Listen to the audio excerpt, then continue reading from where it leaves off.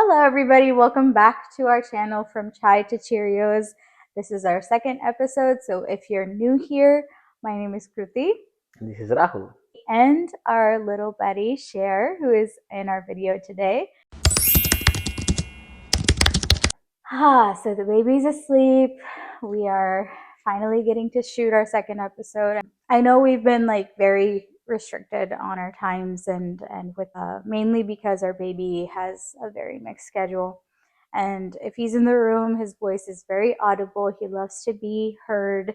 So if we're talking without his presence, then he notices it and he wants the attention. So he screams very loudly. Unfortunately, that attention will be given to him on another day on this podcast. It's not the time yet. He's very young. So we don't want to face him towards the camera, and that is a topic for another day. What is the intercultural differences that you see here, Kruti, when you see from India versus America?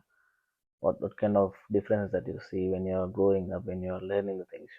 So my journey particularly is very, very unique, I can say, because I came to the US when I did not have a memory. I was hardly 2 years old when my parents moved here from India. This was in the mid 90s. And so they came here with the American dream, just like any, immigrant does right now. And over the course of time, we've moved in various places, and then we had to travel back to India for some time. So I spent some time studying in India for about a year or two, and then moved back and was here until the ninth grade, and then moved back to India when I was in my peak teenage years and into my adulthood. So I basically finished my schooling and did my bachelor's degree and then came back. So it was a huge transition, and I feel that because of the ages that I was there in, I faced various aspects of cultural shocks. And I think one of the things was that I think the fact that language is a very big part of education, and having to learn the writing, the reading, the grammar. And I never knew that there was so much of depth in the grammar part. I felt like it was way more than English, honestly. The grammar part, like sandulu, samasalu. I didn't know all of that, honestly, when I came We back to call it India. samosalu sometimes. Right. And so when I came back in 10th grade, I joined directly in 10th grade. I was preparing for the board exam, and I had to go on a crash course for Hindi and Telugu. I already knew the script, but I didn't know the in-depth grammar and reading very comfortably or writing very comfortably. I think that was the most challenging thing for me. I was a straight A honor student here, and then going to India and seeing that I'm failing classes was a big, big Yeah, because confidence it's like a whole drop. different syllabus actually. So Completely different. I wasn't able to cope for a very long time. So I think that was one culture shock that I got, that language in the education system is as important as the other subjects. So, what do you say when parents here in abroad, actually in US or let's say in any other country, what do you suggest is the best is that they take their kids back to schools in India? Let's say like So do you mean like moving there? yeah, people always move, so they always need to go back to the countries. Sometimes based on their personal situation or anything, let's say. But how do you think like the kids is going to cope up in the education system? At what age is the best age to I think take like them back? personally coming from, since I went in different stages and I experienced it in different stages, I felt it was easiest when I went there at a very young age, like in the second or third grade, because that's when they are initially teaching you the basics of everything. So I think the one mistake that a lot of people do, and I've seen this in our family as well, is that they want the kids to get an accent here, to have that accent base, and then take them back. I'm going to be very honest and say that if you take them back to India at a very young age, they will not have that accent. Yeah. It might for some people. I think for very rare cases that does stay for a while, but for most cases, because they go back so young, Mm-hmm. and they unlearn the old stuff and they learn the new stuff.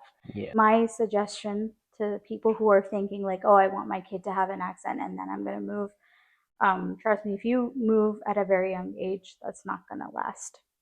I do want to say that if you don't want your child to struggle academically, then it's necessary that you move at an earlier age rather than later, because the subject matter does get very difficult as the grades progress, and the language also progresses. So if they go earlier on, they're able to cope better. Yeah, and it's not just about education all the time. Let's say there's a whole cultural difference facts that we need to consider when you're, moving from one country to the other country. Right. So I know you moved a lot during your life, let's say. Mm-hmm. So what is the major cultural difference that you see when you're, living in US versus living in India, What is the major difference that you saw in terms of cultural perspective? I think, and this is going to be a controversial statement, but I think two of the main Do you think things we that need I was controversies not. for second episode actually? I don't think so. I mean, if we want to jump into it, then yeah. Yeah. But I think two of the main controversial topics that a lot of people don't think about is that here there is the concept of racism, there is the concept of that differentiation within the adults. You don't see that a lot in the kids right now. It's probably different because the generation is changing as we go, but in India, I feel there's a lot more division. I feel I wasn't exposed to that when I was here. I didn't know that. So for me, when I went back to India at an age when I was, entering into college, to see all of that was just, it wasn't registering into my mind. I'm not saying like I'm against it because I didn't know at the So time. if someone says you like, okay, do you have any reservation? Then you have no idea what No, I reservation had does no actually, right? idea, honestly. I had So no clue. so you, you have no idea like what is a BCOC and all No, those stuff I had actually. no idea, honestly. Yeah, And again, I don't want to go deeper into it because it is a controversial yeah. topic, and I believe in equality. But that is one thing that I had a challenge facing, and I think another thing that I felt was a culture shock was how restrictive households are towards females, like Mm-hmm. towards daughters. I mean, here my parents were protective. I'm not gonna lie, they were very strict. They were very protective. But in India, it was more along the lines of what is the neighbor gonna think? What is our third cousin's, third uncle's neighbor gonna think? Well, it's Um, an open community, so everyone in the neighborhood knows about you. right, So and yeah, it's everybody is so involved in and others' everyone can businesses. judge you very easily. Yes, It's easy. So we're seen in the movies and stuff actually. yes. So how ladies are judged based on like their timings that they travel. If The she's coming, color, the weight, yeah. So there's like 100 different things. it's a lot to take. So you say that there's nothing such that you see in US actually here. I'm not saying there isn't, Mm-hmm. but I went at an age where I didn't get exposed to that yet. Mm-hmm. But I think it's not as deep as it is in India. Like here, people don't think what their neighbor thinks. Yeah, I mean, People don't consider what like their third cousin's uncle or whoever yeah, thinks, we, because we we are everybody does their living own thing we are here. living in a neighborhood, and I barely see the neighbors talking about the families or closest relatives or anything. Right. So they only just come, you greet you, talk to you. They like the kids, they just play with Yeah. the kids and stuff, but they don't go deeper, into your family FIs or Right. anything. So personal FIs Yeah, actually, it's it's not like, oh, yeah. house number so and so is coming out late at night. Yeah. No, they don't talk about I that. don't care, actually, to be frank. Yeah, And for me that's to right. go to Yeah. India, and then I think this is one like thing that switched on like that for my parents, especially because when they were here, they were so busy working Yeah. and they were so busy trying to make a life and giving us a life that we have today that they didn't really care about all of this and they Yeah. blended in with the crowd very well. But unfortunately, when they went back to India, because of relatives and talks that happen, and eventually the environment that they were in at the time, it bled into them that you know what will they think? What will he think? What will she think? And so it started out with my clothes because here I was used to wearing jeans and t-shirts and dresses that were to my knee, like down to my knee, skirts and things like that. I was told to be very cautious when I was in India. That's another thing as well, is that it's very restrictive towards Yeah. that aspect. And I wasn't able to take it because I wasn't young when I Hmm. went. I was a full teenager who had just gone through puberty and I Yeah. was I was growing up, right? And it's very difficult having to navigate through clothing and society and people and opinions and grades and board exams and everything all at once. And I think not a lot of people realize that at that point in time. So I think that was a big culture shock for me Yeah. to see how people value what others think of them. Hmm. I feel like that shouldn't be there, but unfortunately, it is what it is. So again, like the youth and adult age is a different thing actually, but you got married to me, so Yeah. that's a whole different story. So Oh, let's yeah. say, so normally, even if you got married here in US, you might see some of these religious aspects coming into your life, Yes. or you might not. Mm-hmm. And since you got married to me, Mm-hmm. we have to go through like 3 days of whole ceremony for marriage and everything, and you have to sit like what, 6 hours for the You whole saw it as procedure. 3 days. When I looked back and actually counted, it was 5. So, how did you take all those pujas, vratams, all those rituals that we did, and also you're doing it after what, 8 years actually also. Yeah, and I think I have to give credit to my parents for that. Yeah. Even though we were here, my dad comes from a very traditional family. Same with my mom. It's not that hers isn't. However, my dad's is very much God fearing. Like they're very much God fearing people, and in that perspective, they are very strict in certain things when it comes to religion and rituals and practices. And so, even though it's hard to practice every single thing here, he ensured that I was exposed to that aspect without it being too deep. For example, when women are on their monthly cycle in Uh-huh. India, they say you should stay separate, you should not touch everything, and you should not come near the puja room, and you should not come near the Yeah. people and touch people, or you have to take a head bath after 4 days, and then you will be touchable at that point in time. For me, fortunately, because my parents were staying here, they thought that that would be a very difficult practice for me since I have an exposure to a different environment. They had a very different approach to that, but they let me know as to why things are like that. It's not like they say, like, if I ask why do I need to not pray when I'm on my monthly cycle, Uh-huh. they wouldn't say like, oh, it's just because you can't do it. They don't just say because it's wrong. They kind of gave an explanation that this is a cycle that we go through, and it's just better that we stay away from that energy Yeah. during that time.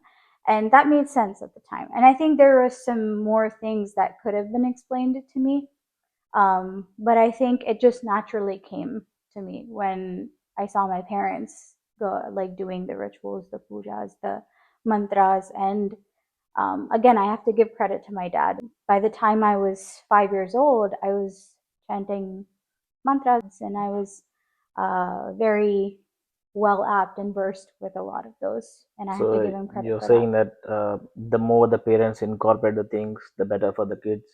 Yeah. If you're going back to India, Yeah. right? So I think if they ask questions, don't say because I told you so. Mm-hmm. Don't say because it's wrong. You can't ask. That's how our parents used to say I actually. So understand that yeah. you're probably busy in life.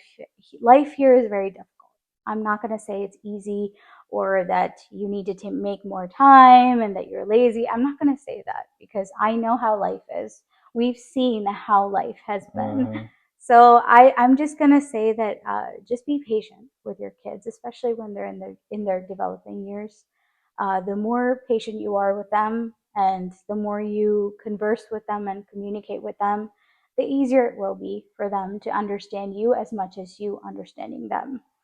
And so that transparency will also help you to understand how you can incorporate things better for your child. So Yeah, we just I mean people used to say it, you should not do it, and the parents used to say you should not do it. right. So we just say our kids also that you should Yeah, not do it. So that's bad. Obviously, you should give them some reasoning. I mean, yeah, I cannot say the same thing to my kid here who is yeah, growing up here, and he's like, why I should not do it, dad? He just asked me that question, so I don't have a right. reasoning, so it will be bad. So yeah, that's right. Actually, that's a whole different way of It's a explanation. whole ocean of things, but to Yeah. cut it short, my advice as somebody who was exposed to both sides is that you can introduce it in simpler ways. It doesn't have to be like, oh, go sit and don't eat anything all day because it's Ekadashi. No, you just let them know, like, the energy of that day is very pure, and that fasting helps your body, and your metabolism to refresh. That sort of thing. I don't know what I'm saying. Just don't go by that, but I'm just giving like an example. Like you can give Yeah. examples and do a little bit Sometimes, of yeah. research Sometimes you yourself. can just listen to people like Sadhguru. Actually, sometimes I listen to him because Yes. he just doesn't say you should do it. Yes. It's not like you should do a fasting on Shivaratri, for Mhm. example. So Mhm. I'm like, okay, why we should not do it? So he will Right. give you a 1 hour explanation like why Mhm. you should not do and what you should do actually Mhm. on the specific day and what effects will it do on the planetary movement, all Right. those stuff. I never know until I saw his video. So that is the kind of education we need. Our ancestors gave us a lot of knowledge, Yes. and to make it easy, they kept a restriction on top of that, saying that okay, Mhm. you should do this and you should not Mhm. do this. Mhm. That doesn't mean that you should blindly believe it. Right. You should always question, okay, why we should do it this way and why we should not do it this way. So questioning is always important. So Yeah. that's where the point comes in. Again, when it comes to the questioning part, actually, what do you think about this Gen Z kids? The fancy wording kids or It's whatever that. actually Gen Alpha now. Oh, Gen Alpha. I'm so old. Okay, I'm probably in the 90s kids. we can Yeah. we can actually go through the generations. Oh It's yeah. actually I, very I interesting. I don't know all these new generations A that are lot of coming, people man. don't. A lot of Yeah. people So, don't. well, what am I So actually? I'm just curious. I'm a Gen Z, Gen B, Gen C, we whatever. can we can go through that right now and Yeah. find out. So people that were born from 1901 to Mm-hmm. 1927 are the greatest generation. Okay. Are they living right now? And I don't know. I don't think so. Maybe 27. Yeah, maybe because maybe. it hasn't been 100 years since 1927 yet. Are people living 100 years? So I mean, it could be. There's a yeah, guy that's I saw, yeah, 103. I saw a video in the Facebook actually that the lady who is like 96 years, Mhm. she is doing the pastas, the raw pastas actually. She's working in the restaurant, 96 years old. And Mhm. seriously, am I And going just to be alive? recently in Tampa, there was a marathon that they did that ranged from, I think, downtown Tampa or Clearwater all the way up to Hudson, which was, I think, 24, 25 miles.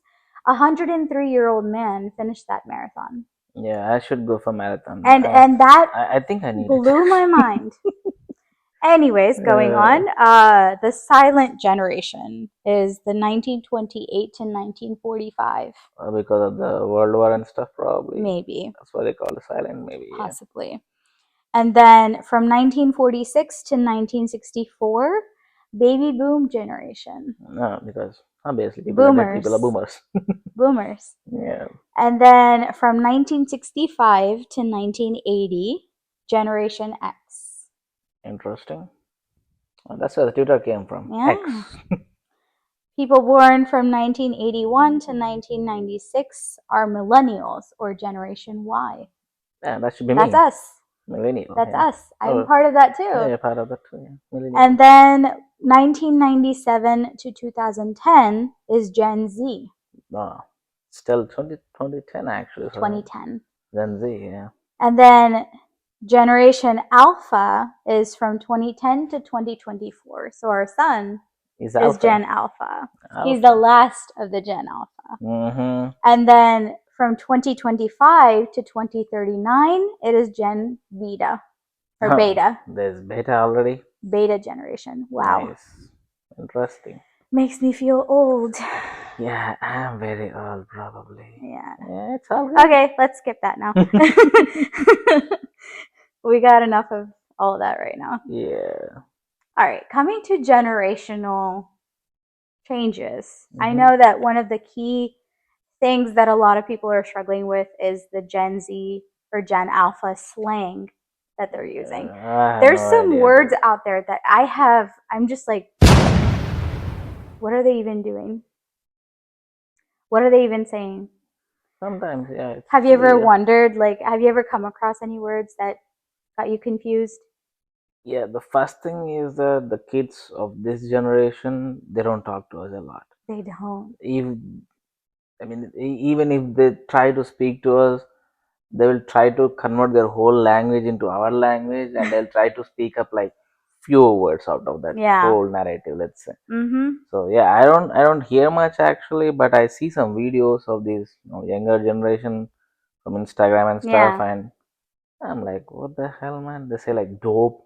They say like I don't know all those I weird used words dope. actually. Yeah, Yeah, dope is it's an old term. It's not new, for but me, yeah, it's an dope means like cool. yeah, but these days dope is different from the older days dope actually. So you have no idea what this dope is. True, but I think Yeah. dope is like a very old term. There's So a lot of new ones that I actually have a list of. We can okay, go through. interesting. I'll tell you the word. Okay. I want you to guess the meaning because for me, I think I can maybe guess based on like the way it's used. You're But as watching it on the phone somebody, no, actually. as somebody coming from your background that has like zero knowledge on Yeah. how kids are brought up here, My I English is think way worse, so don't expect a lot of me. no, I think coming from you, it'll make it fun Yeah. to know. So let's go ahead.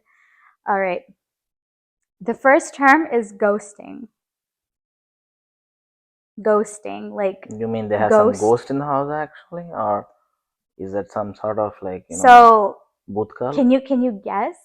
I mean, not Well, I as if you think in the deep meaning of the ghost actually, it's existing and non-existing at the same time. okay.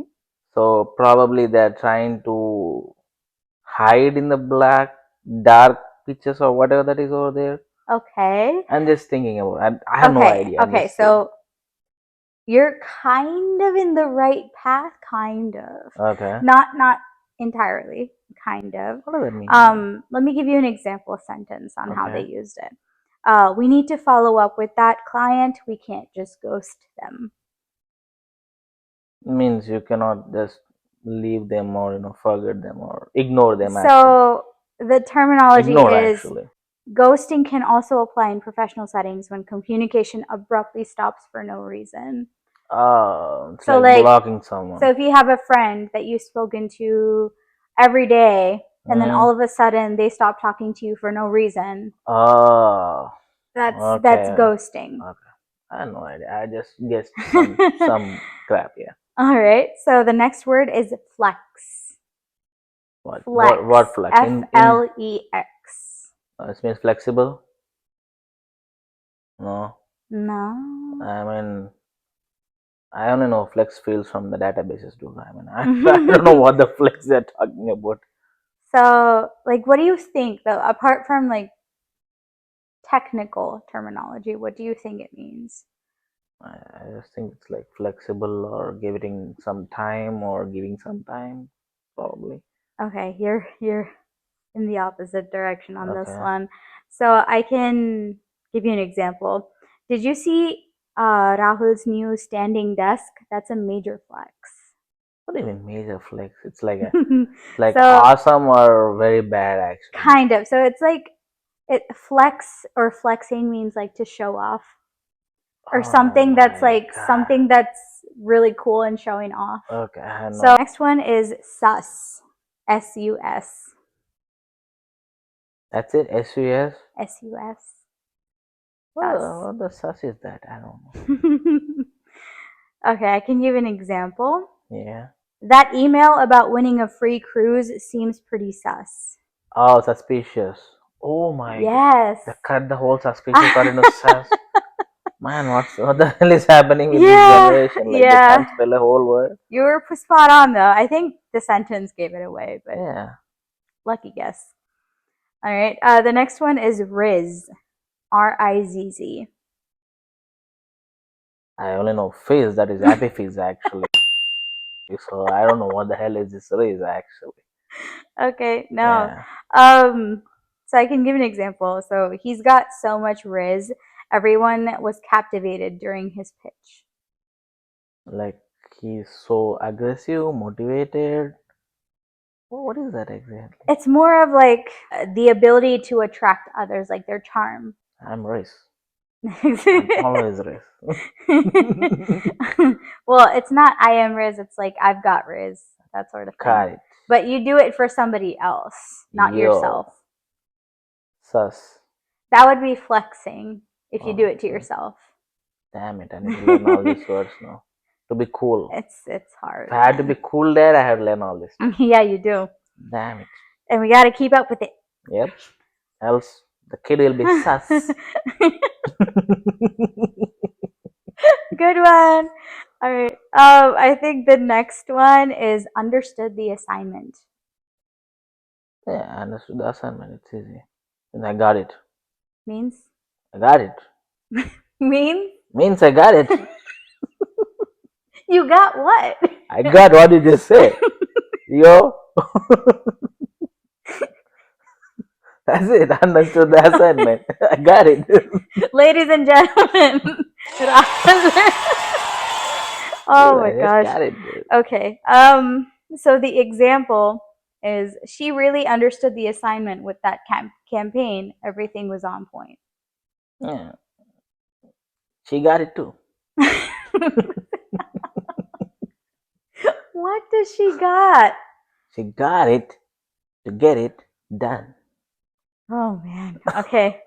That's how you need So to speak it's it. it's saying that like they understand the situation and they acted in benefit of it, or like I don't know how to explain this. Um like for example, if I'm taking a reel, like I'm making a reel video of a song and I'm running and then the wind starts blowing, right? Mm-hmm. Out of nowhere. It's not something that we did and my hair just starts flying and it looks very nice in the reel. You say that the wind understood the assignment Yeah. and did what it had to do to make it better. Too much science. Madness. Yeah, okay, moving on. The next one is Delulu. You can't even guess what it means. It means that that guy is in dilemma and doing something else. I don't Okay, kind of. So it's thinking we can finish this project in one day is a little Delulu. know. That's what it is. Whatever. So it's like it's calling out someone's like Crazy. unrealistic expectations. Yeah. Like me being in Delulu thinking that I'm going to be a millionaire in the next year. That's Delulu, but you never know what could happen. But being Yeah. optimistic. But yeah, basically calling someone out for unrealistic expectations, you would say Delulu. Um, I'm in Delulu and Fizz right now. you are on point And today. don't be sus on me. You are on. Oh my god, I You got are on point a today. I mean, I don't know gal. if you used that last one correct. Please let us know if you use it correct. Interesting. Oh Too much knowledge for a day. My brain yeah, is kibidding, it's what? fizzing, It's actually a almost lot. 10 p.m. and we're ready for bed, but Yeah, we're gonna be dedicated to this. yep. We got Too much this. dedication. Moving Get some fizz, on. bro. Moving on. Speaking of incorporating these terms into our day-to-day life, which we have to do because he's growing up and he's Gen Beta or Gen Alpha. He's alpha. He's Alpha, but Still it's alpha. technically Beta right He's now. very close to It's beta. technically the Beta generation. Not old enough to experience the Alpha changes. He's going to experience the Beta changes. Yep.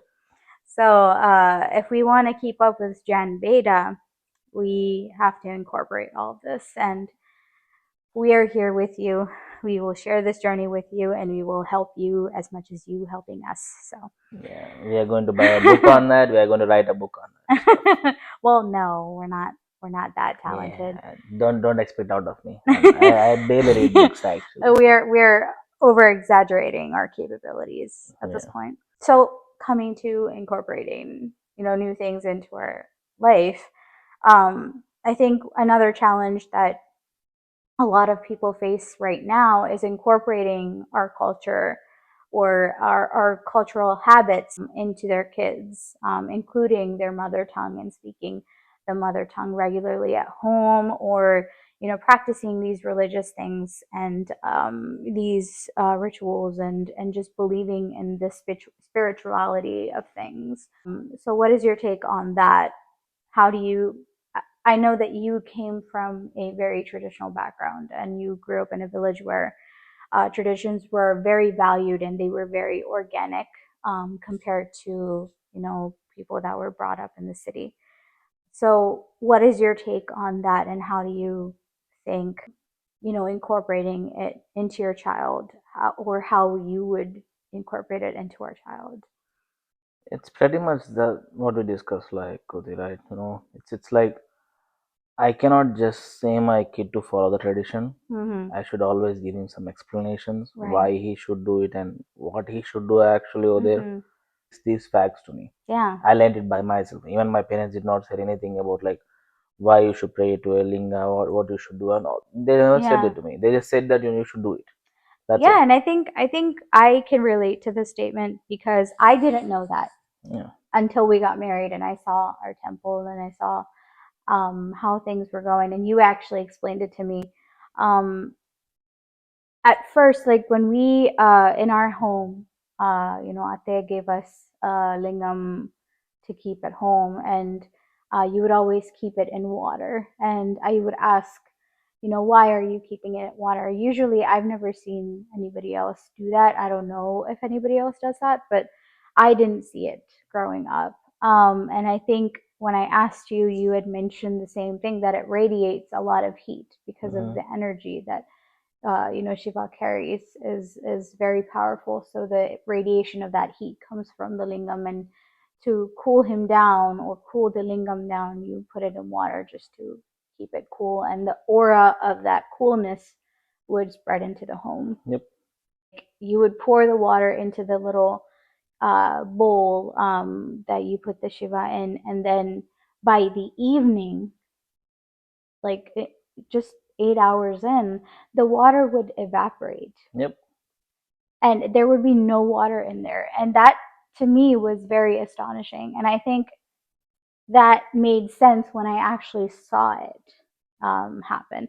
And I'm not saying like it's just in Hinduism that these explanations are there. There There's are lots of there's explanation in so many all the explanations religions. in Yeah. different religions and so You many just have to explore it. scientific, That's it. exactly, there's so many scientific explanations to every aspect of each religion. And I think if you not only research on your own just to get knowledge on your own, but tomorrow if your kids ask, Dad, why do I have to do this? Or Mom, why do we need to do this? You can give them a valid explanation that makes sense according to the generation and how they think.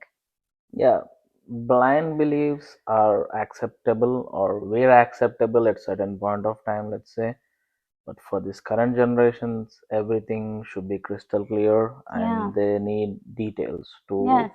do the things. If you say, okay, you should be a vegetarian, they ask you Yeah. for details. If you just say, okay, you should not, you should pray to a cow, for example, you should get the details. Mm-hmm. Everything and anything that you say Mm-hmm. should be provided with some sort of explanation. Right. Else, they will listen to you. They'll Mm-hmm. say yes. They will nod your head.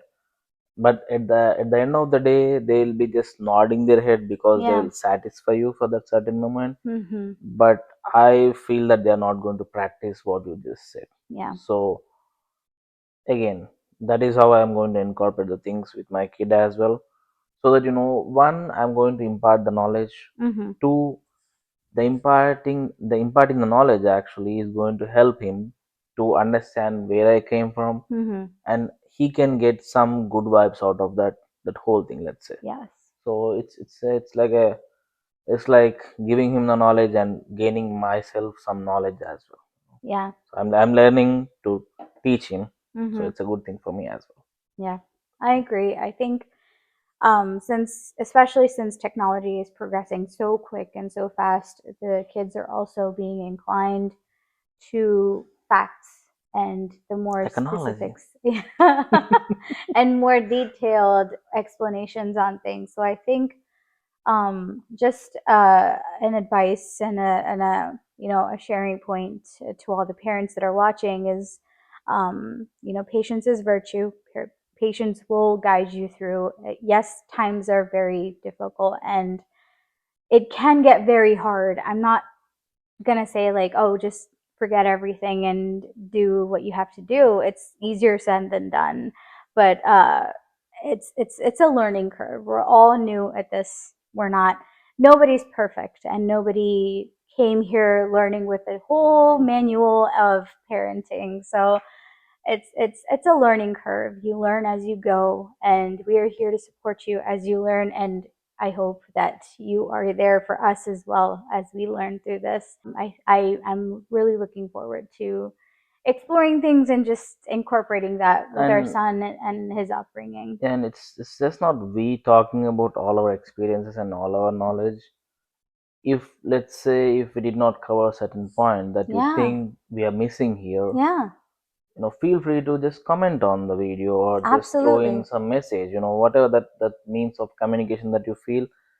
Just give us that knowledge as well, so Yeah, that we can share it to the broad audience. It's yeah. not just you think this is valid or I think this is valid. Mhm, It's like we both together can work it as a team, mhm. build some ideas and get those ideas to a broad channel, Yeah, so the parents or the new parents or existing parents, they all can use it actually. true. I That's the agree. whole purpose of this channel here. Yeah. Yeah. Yep. All right. Well, I guess we are at time. It is officially 10 p.m. and we are just about to wrap. So, thank you all for listening today. And again, like we said, this journey is us going together and experiencing this together. So if you, like Rahul said, if you felt like there was something that was missing, if you have questions or if you have suggestions about topics for us to talk about that might help you, please do comment down below or give us a DM. So go ahead and just shout us out and we will go ahead and cover that in the next video. So until then, signing off. Good Namaste. night.